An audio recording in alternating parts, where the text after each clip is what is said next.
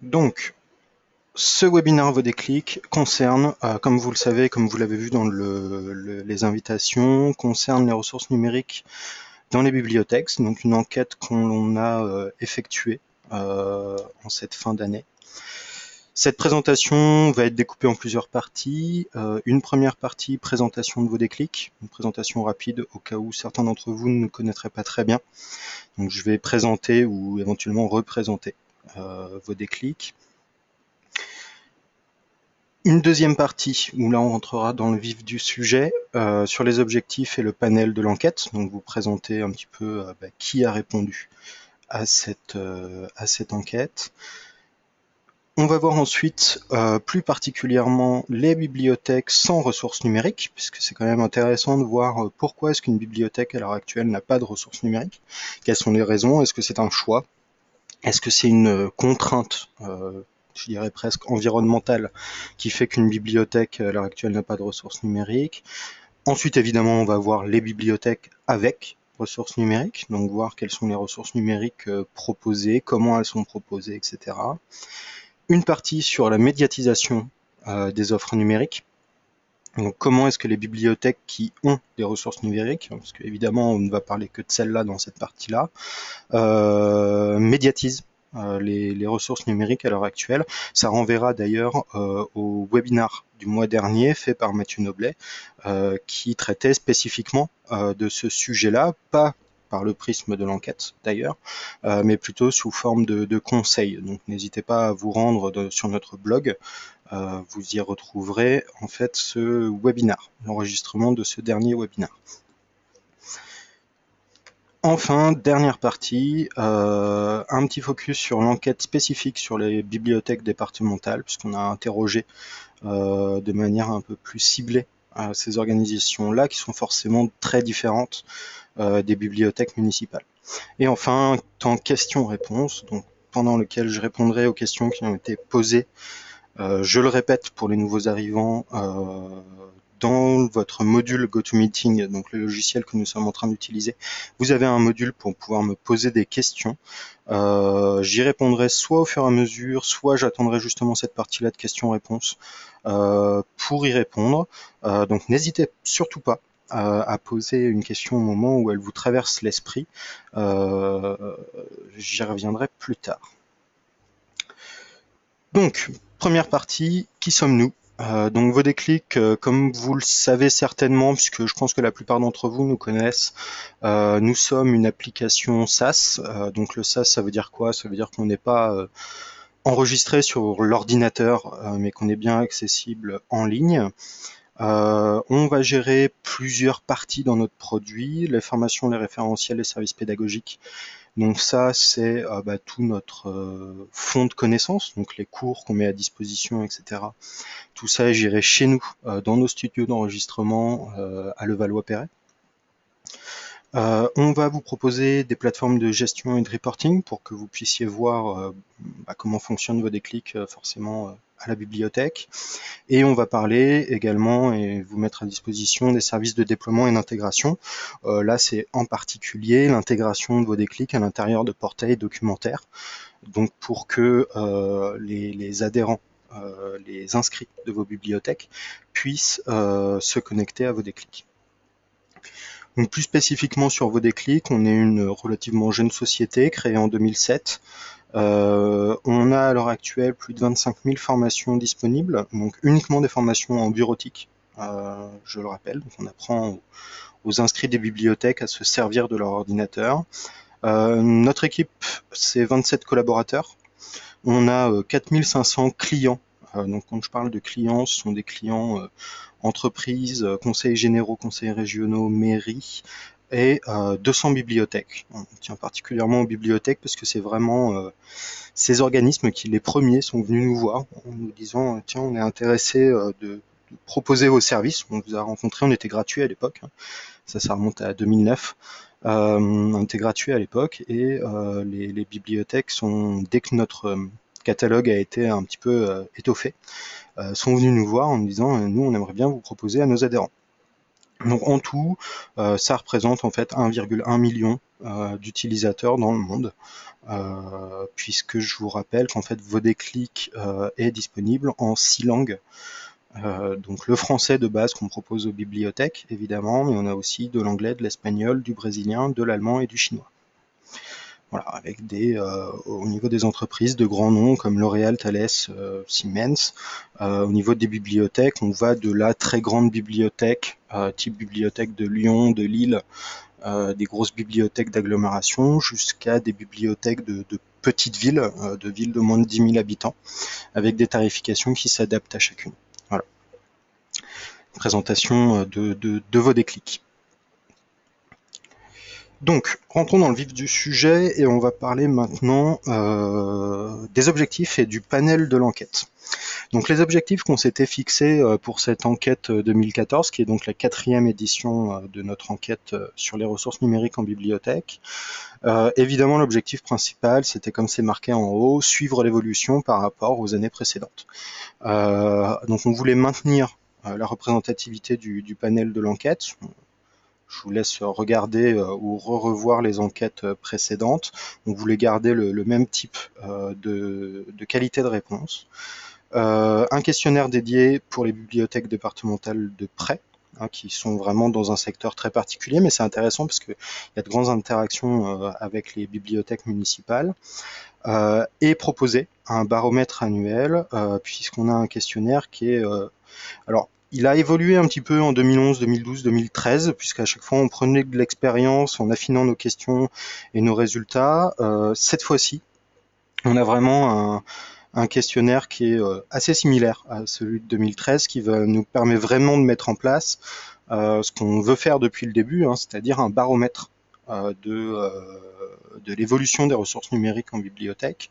Et donc comme là on est en 2013 en fait on était arrivé sur un questionnaire mature. Là, on a vraiment l'effet baromètre, vous allez le voir dans le reste de ma présentation. Donc, on a interrogé, comme les années précédentes, en fait 900 bibliothèques via un petit logiciel qui s'appelle SurveyMonkey. Donc comment dire, ce questionnaire était en ligne entre le 25 novembre et le 25 janvier. Donc évidemment, je ne l'ai pas noté, je vois une erreur ici, mais c'est le 25 novembre 2013 jusqu'au 25 janvier 2014. Et sur les 900 bibliothèques interrogées, on a eu 457 bibliothèques qui ont répondu, par rapport à 440 en 2013. Donc on a eu une légère augmentation. Vous pouvez voir d'ailleurs dans le premier graphique en bas à gauche que ça a beaucoup augmenté les premières années. Là, on arrive, j'ai l'impression, sur une espèce de tableau. On verra l'année prochaine, de plateau, pardon. On verra l'année prochaine un petit peu comment ça évolue. Est-ce qu'on arrive à avoir encore plus de réponses ou est-ce qu'en fait on va se stabiliser dans cet ordre de grandeur? Toujours est-il que plus d'une bibliothèque sur deux qui répondent à notre questionnaire, on est très content parce que ça nous permet en fait d'avoir des bibliothèques très différentes les unes des autres. Vous le voyez d'ailleurs dans le graphique de l'autre côté. On a des bibliothèques municipales, des bibliothèques intercommunales et des bibliothèques départementales qui ont répondu. Donc évidemment une grosse majorité de bibliothèques municipales, parce que de toute façon c'est elles qui couvrent la majorité du territoire français. Mais on a quand même une très large ouverture. Pour devancer les questions éventuelles qui ont été posées, il n'y a pas d'interrogation pour le moment des bibliothèques universitaires. Elles sont dans un contexte extrêmement particulier, on ne les a pas faites rentrer dans cette enquête, mais on est en train d'y réfléchir pour l'année prochaine, à interroger et essayer de les faire rentrer dans cette enquête, dans une catégorie qui viendrait encore en plus, mais vous montrer un peu ce qui se passe. Je pense que ça pourrait être intéressant de vous montrer un petit peu ce qui se passe. Voilà, la variété des établissements répondants, on est très content d'avoir des établissements très différents. Donc, un panel représentatif aussi en termes de territoire. On obtient en fait à peu près la même répartition que celle qu'on avait eue en 2013, c'est-à-dire qu'on a vraiment toutes les quarts de la France qui sont représentés. On a une petite sous-représentation dans le sud-ouest, d'accord, qui est historique. On se l'explique pas vraiment, en fait. Toujours est-il qu'on a un petit peu moins de répondants dans cette partie-là, mais on obtenait les mêmes résultats en 2013. Donc peut-être que on est aussi sur un territoire qui est moins attiré ou qui propose moins facilement des ressources numériques. Je ne sais pas, je ne m'explique pas très bien ce chiffre-là. On verra si c'est récurrent d'année en année ou si on arrive à arranger entre guillemets les choses. Donc je le répète, on a quelques arrivants qui sont arrivés. N'hésitez pas à me poser des questions au fur et à mesure, hein, si vous avez des interrogations. Vous avez un champ de questions dans votre logiciel, donc n'hésitez pas à m'interroger. On revient sur la représentativité du panel. Donc je vous disais, au vu du nombre de répondants, on touche forcément beaucoup de bibliothèques différentes. Donc là, vous avez les comparatifs entre les années 2012, 2013, 2014. Ce qui est intéressant, c'est que comment on peut analyser les choses. Déjà en 2012, on voit qu'on avait très peu de bibliothèques de moins de 10 000 habitants. Et beaucoup de bibliothèques en fait en proportion de plus de 100 000 habitants, ce qui était un petit peu, ce qui décalait un petit peu nos résultats. Donc évidemment à l'époque quand on vous avait présenté les résultats, on en avait tenu compte dans le rendu forcément. Une chose dont on est très fier chez Vodéclic avec mes équipes qui travaillent autour de cette enquête, c'est de voir qu'on a de plus en plus de bibliothèques de moins de 10 000 habitants qui répondent, ce qui permet vraiment de rétablir une représentativité en termes de chiffres. En fait, en nombre pur, on garde exactement le même nombre, ou quasiment le même nombre de bibliothèques de plus de 100 000 habitants qui répondent. Mais par contre, on a beaucoup plus de bibliothèques de moins de 10 000 habitants qui répondent. Entre les chiffres de 2012 et de 2013, ce qu'on peut constater, c'est qu'on a une forte augmentation du nombre de bibliothèques de moins de 10 000 habitants qui ont répondu. Par contre, on a une légère baisse, proportionnelle hein, évidemment, mais comme on est quasiment au même chiffre en termes de nombre de réponses entre 2013 et 2014, en fait, on assiste à une baisse du nombre de bibliothèques de 10 000 à 25 000 habitants qui ont répondu. Mais globalement, la tranche en fait, de 0 à 25 000 habitants reste la même. Voilà. Sinon, on reste relativement stable sur les chiffres. Au niveau de la situation générale sur les ressources numériques, on garde sensiblement, d'ailleurs c'est étonnant, les proportions entre les bibliothèques qui ont des ressources numériques et les bibliothèques qui n'ont pas de ressources numériques. Et au niveau du nombre,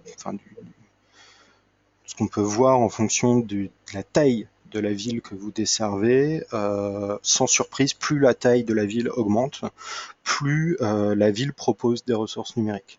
D'accord ? Ça c'est vraiment sans surprise. On a une légère augmentation du nombre de bibliothèques qui proposent des ressources numériques, puisqu'on en a 70% cette année contre 66% en 2013. Alors, les bibliothèques sans ressources numériques, puisque évidemment on pose le questionnaire à tout un panel de bibliothèques. On n'a pas 900 clients, hein, comme vous l'avez vu au début, on n'en a que 200 bibliothèques clientes, on en a interrogé 900 bibliothèques et on a eu 457 réponses. Donc forcément sur la quantité, il y a beaucoup de bibliothèques qui ne sont pas des bibliothèques clientes Vodéclic. Donc on est capable d'interroger en fait des bibliothèques qui n'ont pas de ressources numériques. Alors, ce qu'on peut dire sur ces bibliothèques, c'est qu'elles sont très majoritairement des petites communes. Sont à 84% des bibliothèques de moins de 25 000 habitants. Cependant, ce qui est intéressant, et c'était l'objet d'une deuxième question, on a quand même une écrasante majorité des bibliothécaires qui considèrent que les ressources numériques représentent une vraie opportunité. Les facteurs bloquants au fait de ne pas avoir déployé de ne pas avoir déployé de ressources numériques, Le budget reste évidemment le plus gros frein. On est à 59% des bibliothèques n'ayant pas de ressources numériques, qui ont dit que le budget était leur énorme contrainte. Donc ça, évidemment, c'est un petit peu sans surprise. Et on a 43% en fait de ces bibliothèques qui ont des projets, évidemment, puisqu'il y a un intérêt pour les ressources numériques, mais qui attendent la mise en place du portail documentaire.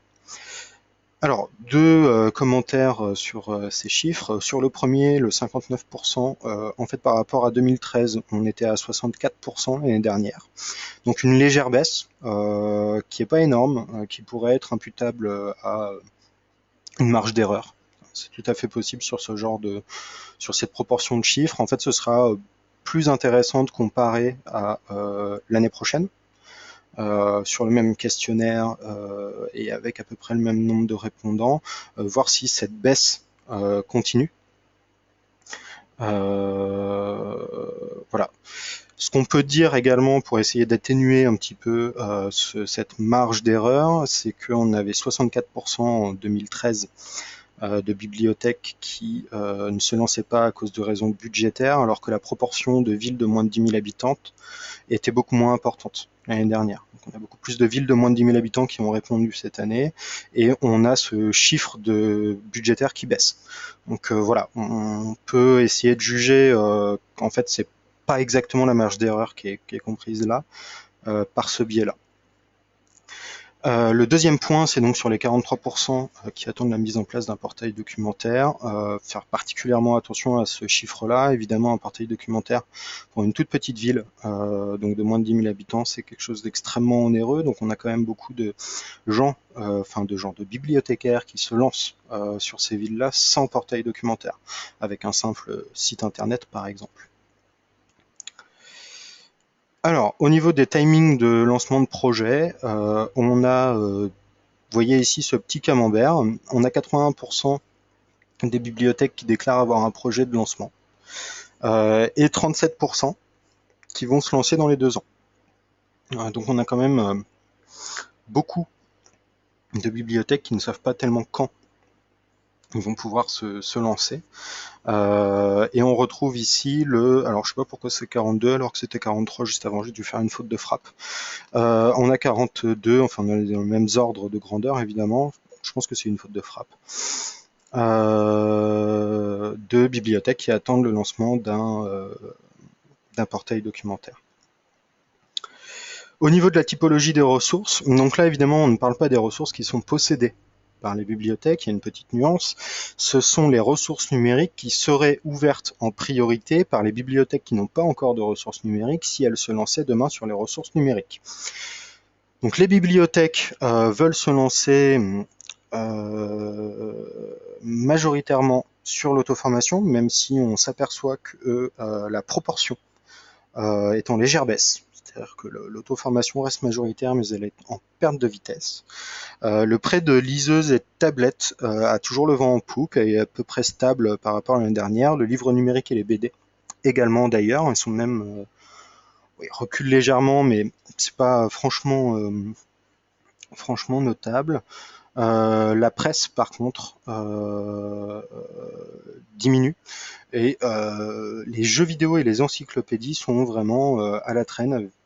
Ils étaient déjà dans les dernières places l'année dernière et ils ont encore perdu des potentiels clients. Donc on voit clairement que les encyclopédies sont complètement en perte de vitesse. Voilà.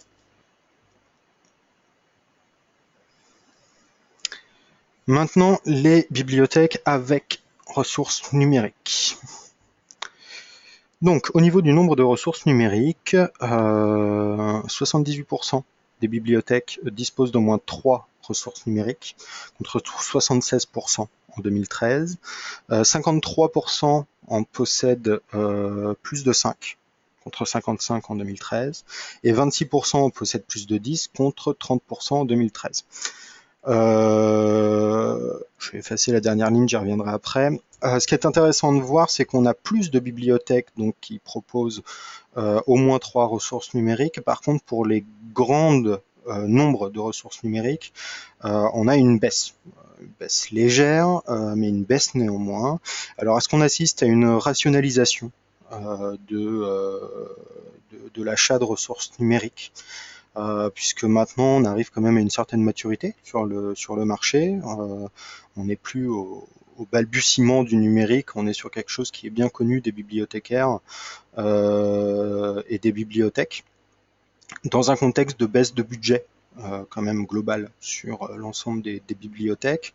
Je pense qu'on assiste à une rationalisation des achats de ressources numériques. Un autre chiffre qui vient justement conforter ce constat, c'est qu'on propose beaucoup plus de ressources gratuites qu'auparavant. On est là, on n'est plus dans des marges d'erreur, on est clairement dans un changement et dans une grosse augmentation, puisqu'on a une augmentation de 33%, je pense qu'on peut le calculer comme ça, du nombre de bibliothèques qui proposent des ressources gratuites. Voilà. Au niveau des budgets, alors, chiffre intéressant, il y a une rationalisation. On a quand même une majorité de bibliothèques, plus de la moitié, qui sont comment dirais-je, à budget ISO par rapport aux années précédentes, ou à l'année précédente en fait, puisque je compare à 2013 surtout. On a 28% des bibliothèques qui ont une hausse du budget numérique, et 20% qui ont une baisse de ce budget. Donc on a quand même une bonne part de bibliothèques qui baissent, mais globalement dans un contexte général de baisse de budget, le budget sur le numérique lui est relativement stable, voire en augmentation, puisque le pourcentage de bibliothèques qui augmentent leur budget est supérieur au pourcentage de bibliothèques qui baissent leur budget sur le numérique. Donc c'est quand même assez intéressant de constater ce genre de choses. C'est surtout les petits budgets, vous pouvez le voir, les moins de 2000 € ou les 2000 à 5000 qui augmentent. Le 10 000 à 20 000 augmente également beaucoup, alors que les gros budgets à plus de 20 000 €, eux pour le coup sont stables, très clairement.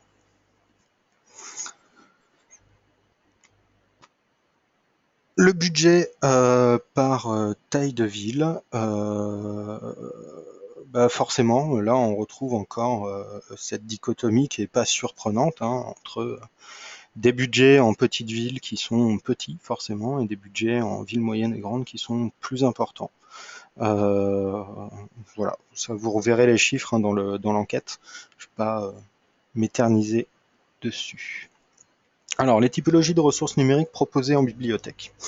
L'auto-formation, comme pour la demande de la part des bibliothèques qui n'ont pas de ressources numériques, est la part la plus importante de ce qui est proposé en ressources numériques, même si cette part, encore une fois, a tendance à baisser proportionnellement aux autres. On en a un gain de vitesse sur les tablettes, les liseuses et la BD. Et la musique, la VOD et les jeux vidéo sont toujours les solutions les moins proposées. Je pense qu'il y a une histoire aussi de tarifs derrière ces modules-là. La VOD, c'est extrêmement onéreux. Et gérer du jeu vidéo, c'est également coûteux, en particulier pour une petite structure.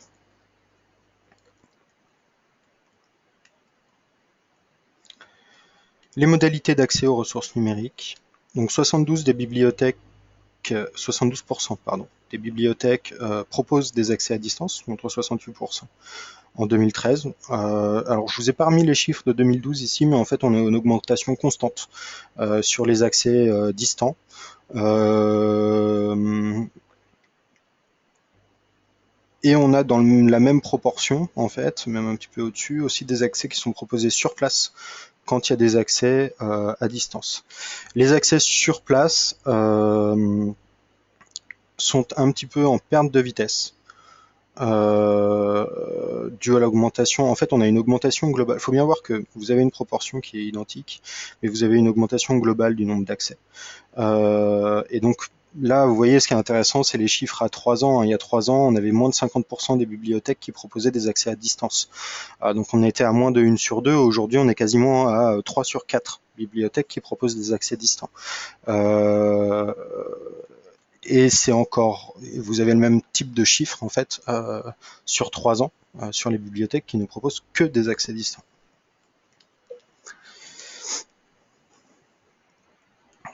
Alors, mode d'accès et typologie, on reste sur les mêmes chiffres que l'année dernière et dans les mêmes profils de connexion.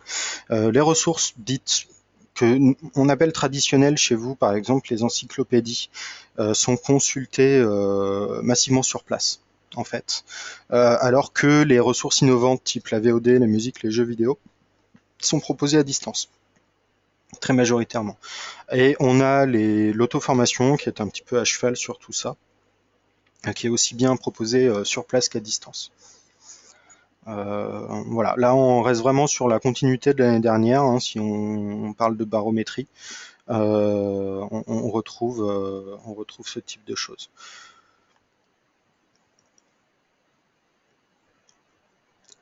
On voit aussi qu'en termes de bibliothèque, plus une bibliothèque propose de ressources numériques, plus elle va avoir tendance à proposer des accès distants. C'est un petit peu logique, on est quand même sur des ressources numériques. Le grand intérêt de ces ressources numériques, c'est qu'elles puissent être consultées n'importe quelle heure, n'importe quand, à partir de l'ordinateur personnel de l'inscrit. Donc forcément, plus votre bibliothèque est impliquée sur ce type de ressources, plus elle va avoir tendance à proposer des ressources distantes. La médiatisation et les offres et les notations des offres éditeurs. Alors, le constat pour la médiatisation, sans étonnement, et je pense que vu le succès du webinaire du mois dernier sur la médiatisation, justement, on voit bien que de plus en plus, les bibliothécaires ont conscience que le succès d'une ressource numérique passe avant tout par la médiatisation, et que forcément la médiatisation a un impact important sur la réussite ou pas. Et que forcément, en conséquence, ça va avoir une conséquence importante sur le changement du métier de bibliothécaire. Dans le même temps, on a toujours une personne sur 3, enfin plutôt une bibliothèque sur 3 qui avoue avoir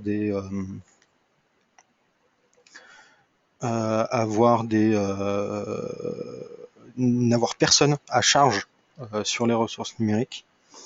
Donc ça quand même, là on est quand même sur des chiffres de bibliothèques qui ont des ressources numériques et on a quand même une bibliothèque sur 3 qui n'a pas de personne en charge spécifiquement de ces ressources numériques. Alors est-ce que c'est une taille de bibliothèque? Peut-être, mais même si c'est une taille de bibliothèque, le fait de n'avoir personne qui s'occupe de ça spécifiquement, ça a forcément des conséquences sur la médiatisation de ces ressources. 38% des personnes, des bibliothèques, pardon, disposent d'une personne à temps plein sur les ressources numériques, contre 19% en 2013. Donc ça, c'est réellement intéressant, c'est que il reste une bibliothèque sur 3 qui n'a pas de personne dédiée, mais on voit que quand même la proportion de bibliothèques qui poussent fortement et qui donc mettent à charge à plein temps une personne sur les ressources numériques est en grosse augmentation. On a doublé en un an.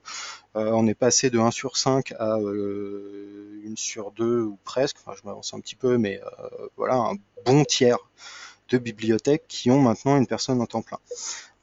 Donc la situation reste préoccupante. J'aurais presque dû mettre ces deux chiffres dans le sens inverse, plutôt dire qu'on a une belle progression du nombre de personnes, du nombre de bibliothèques qui ont une personne à temps plein sur les RN, mais qu'il reste néanmoins une bibliothèque sur 3 qui n'a pas de personne, qui n'est même pas en charge. C'est-à-dire que là, c'est même pas un temps partiel ou quoi. C'est qu'il y a personne pour s'occuper des ressources numériques. On a ouvert des ressources numériques, mais il y a personne pour s'en occuper. Ça, c'est quand même un petit peu problématique. Au niveau de la médiatisation et des outils de médiatisation, les supports traditionnels restent très utilisés. Ce qu'on appelle le support traditionnel, c'est ceux qu'on voit en fait chez nous en tête de ces questions-là depuis 4 ans. Donc les sites internet et les supports papier ont la part belle sur ce type de consommation, de communication. Le journal de la ville, la presse locale ont même augmenté encore leur taux d'utilisation dans la médiatisation. Les ateliers publics ont fait un vrai bond en avant sur ces dernières années. On était parti en 2011 de 21% de taux de médiatisation, bon, j'invente un peu un terme là, mais de taux de médiatisation via des ateliers de présentation. Donc on était à 21% en 2011, on est à 57% maintenant en 2014 avec une augmentation régulière.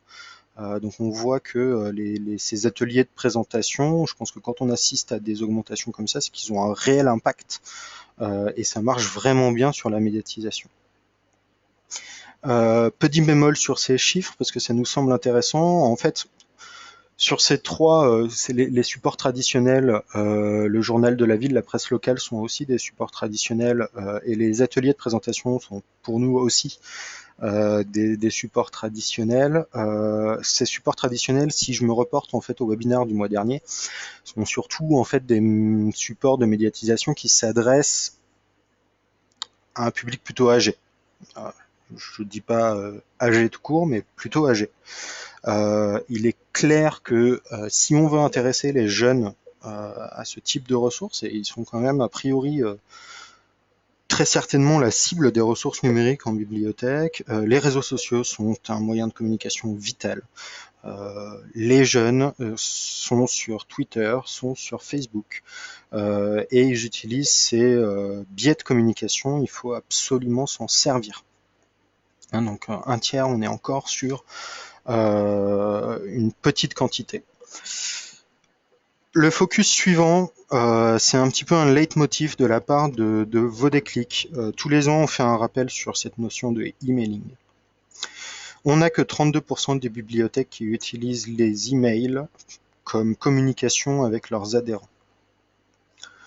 Sachant que 60% des bibliothèques déclarent avoir plus de 25% d'emails des inscrits. C'est-à-dire que massivement, dans une bonne proportion, les bibliothèques en fait ont un réseau important d'emailing. Je rappelle que les bibliothèques ne sont pas perçues, les emails de bibliothèques ne sont pas perçus par les adhérents comme des spams. Vous êtes un service public, un service demandé, un service apprécié dans une ville. Les Français sont très attachés à leur bibliothèque. L'utilisation d'email n'est donc absolument pas et ne sera pas considérée par vos adhérents, par vos inscrits comme du spam. Et ils sont un moyen extrêmement efficace de communiquer avec eux. C'est-à-dire que même s'ils n'ouvrent pas tout à chaque fois les mails, même si vous les inondez pas d'emails, un email mensuel de la part de la bibliothèque pour donner les dernières acquisitions en livres, même sans parler spécifiquement de ressources numériques, hein, là on parle de médiatisation au sens plus large, vous avez là des réserves importantes de médiatisation sur des médias qui vont plus toucher la jeunesse en plus, encore une fois. L'emailing, enfin voilà, tous les jeunes ont une adresse mail, même les personnes plus âgées en ont une d'ailleurs. Vous avez là un biais de communication qui est extrêmement efficace, facile à mettre en place et qui reste très largement sous-utilisé. Donc, on aime bien amener la réflexion là-dessus, j'en parle régulièrement à mes clients, il faut utiliser ces mails. Alors, je vais terminer cette partie médiatisation pour faire une annonce. Vous allez recevoir très prochainement la traditionnelle lettre d'information Vodéclic.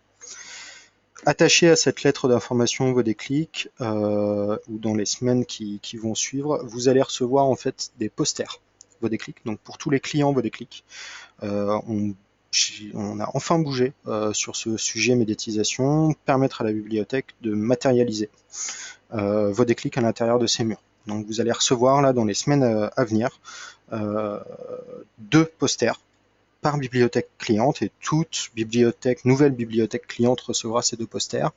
Et vous recevrez également un email avec ce poster en format numérique A5, A4, A3 pour que vous puissiez éventuellement les imprimer, demander à vos services communication à la mairie de les imprimer pour augmenter le taux de tirage. Voilà, petite annonce comme ça. La perception des bibliothécaires sur les ressources numériques. Les bibliothécaires sont globalement satisfaits de la qualité des ressources qui leur sont proposées, de l'ergonomie des services et du support apporté sur ces ressources numériques. On a 35% de bibliothèques qui pensent que moins de 5% de leurs inscrits utilisent les ressources numériques, contre 60% en 2012. Donc on a vraiment une augmentation du taux d'utilisation des ressources numériques en bibliothèque. Ça y est, le public commence à prendre les choses en main. Et ça, c'est dû au progrès sur la médiatisation qu'on a vu avant. Je pense que réellement, l'augmentation du nombre d'ateliers de présentation auprès du public, ça joue énormément sur la prise de connaissances. Maintenant, quand je croise des gens dans la rue et que je leur annonce que via leur bibliothèque, ils ont accès à un portail numérique, j'ai de moins en moins de yeux ronds de gens qui sont complètement surpris. Ah bon, ma bibliothèque me donne accès à de la vidéo à la demande. Tiens. Et j'ai de plus en plus de ah mais je savais. Donc on est vraiment dans un train, j'ai l'impression. C'est compliqué. Il y a ce chiffre-là qui en parle un petit peu, mais c'est compliqué d'avoir des chiffres directs. On a quand même une prise de conscience de la part des inscrits que les ressources numériques, ça y est, ça fait partie, au même titre que les romans et les magazines, d'une offre d'une bibliothèque. Petit point d'alerte, là-dessus, on n'a toujours qu'un bibliothécaire sur 4 qui ne demande pas de retour d'expérience sur l'utilisation des ressources numériques. Là aussi, on est dans une phase d'amélioration, parce que l'année dernière, on était à 1 sur 3. Donc on avait un tiers des bibliothécaires qui ne demandaient pas de retour d'expérience sur l'utilisation des ressources numériques. Aujourd'hui, on est à 1 sur 4, donc la proportion s'améliore. Mais il y a toujours un point de vigilance sur cet aspect-là. Hein. C'est important d'avoir des retours. En particulier, comme on l'a vu au tout début, on diminue le nombre de ressources numériques parce qu'on rationalise les achats de ressources numériques. C'est très important d'avoir des retours d'expérience. Alors, les attentes des bibliothécaires concernant les éditeurs, puisqu'on a vu les parties satisfaisantes chez les éditeurs. On demande de plus en plus d'offres illimitées, donc une plus grande transparence. Les DRM posent encore beaucoup de problèmes sur les offres bibliothèques, et la partie mobilité, compatibilité mobile-tablette fait aussi partie des choses qui sont de plus en plus demandées. Autre point important, accompagnement pour la médiatisation. Donc nous, on est en train de bouger là-dessus. C'est une demande récurrente depuis plusieurs années, puisque c'est parfaitement identifié, hein, la médiatisation est au cœur du succès d'une ressource numérique. Le troisième point, c'est la possibilité d'intégration dans des portails. Ces deux derniers points sont d'ailleurs arrivent en tête, hein, vous voyez dans le graphique du dessous. On veut des ressources numériques disponibles, facilement reconnaissables et accessibles sur un portail documentaire. Alors, on va passer à la dernière partie sur l'enquête auprès des BDP. Alors, quel est le rôle principal identifié par les bibliothèques municipales pour les BDP?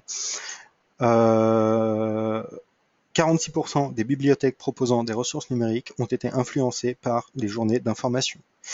Donc le rôle d'information de la BDP est vraiment crucial pour permettre, en particulier pour des petites communes, je pense que ce chiffre est en augmentation par rapport à l'année dernière, il est en augmentation en grande partie à cause de l'augmentation du nombre de bibliothèques de moins de 10 000 habitants qui ont répondu à notre enquête. Clairement, ils ont un rôle éducatif fort auprès de leur réseau. 40% des bibliothèques ont reçu une formation par la BDP contre 25% en 2013. Donc on voit que dans la prise de connaissance des ressources numériques par les bibliothèques, les BDP ont un énorme rôle. C'est d'ailleurs le rôle principal qu'on leur prête, hein, parce que vous voyez le graphique en dessous, hein, ce qui est fait par les bibliothèques, c'est beaucoup de journées d'information, de formation et de tests offerts par la BDP. On a peu encore d'influence de négociation directe sur le tarif. Voilà, j'ai fait un tour. Alors ce webinaire était vraiment pas exhaustif sur l'enquête. Vous allez recevoir une version numérique d'ailleurs de l'enquête suite à ce webinaire. Donc avec le compte rendu complet où on rentre, vous allez le voir vraiment dans les détails des chiffres, etc. Là c'était un aperçu en gros des plus grands points. Donc j'en ai terminé, on va passer à la question, à la partie questions-réponses.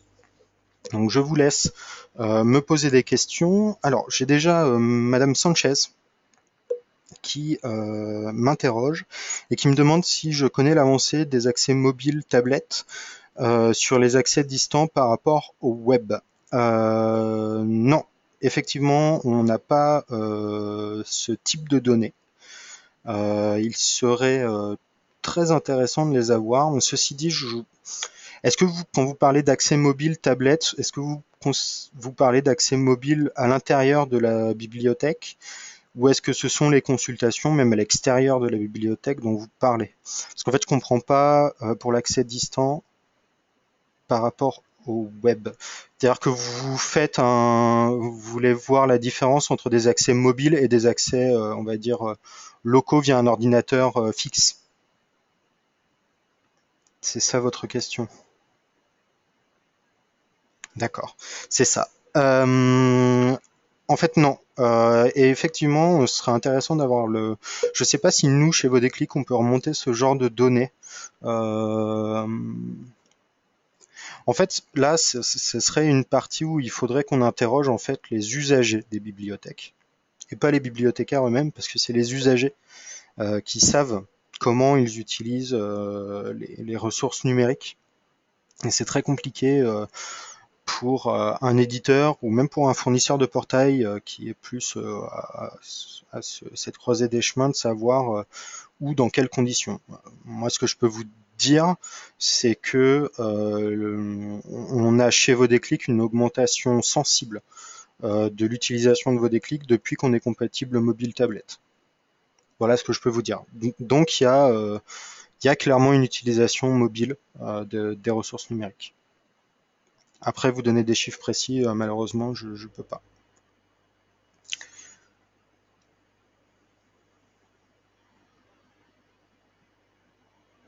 Alors, est-ce que vous avez d'autres questions?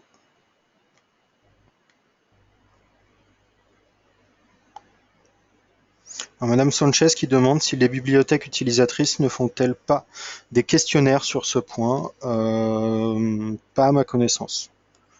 Euh, C'est vrai que, en fait, j'ai abordé dans la partie médiatisation, si je reviens un petit peu en arrière sur mon questionnaire et que je fais référence à une bibliothèque sur 4 qui ne fait pas de retour d'expérience, en fait c'est dans ces fichiers de retour d'expérience que ces questions devraient être posées. Écoutez, ça me paraît une question vraiment très intéressante à poser sur la prochaine enquête bibliothèque. Donc je le note bien et je pense que ça fera l'objet d'une question l'année prochaine, sans problème.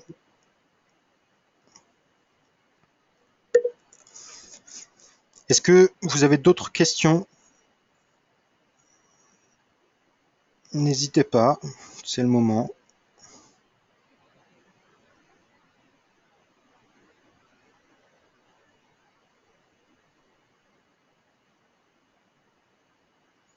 Bon, j'ai l'impression que j'ai été relativement clair. Je pense qu'aussi le fait de voir l'enquête en direct vous laissera plus de temps pour vous interroger. Vous allez donc recevoir cette enquête. On sera présent, vos déclics, sur le salon de l'ABF. Et il y aura une réunion de présentation des résultats de cette enquête. Donc n'hésitez pas à venir nous voir, à passer sur notre stand ou lors de cette réunion pour nous poser des questions. Donc je rappelle, ce seront les 11, 12, 13 juin de cette année à Strasbourg et notre réunion spécifique sur notre présentation spécifique sur cette enquête aura lieu le vendredi matin.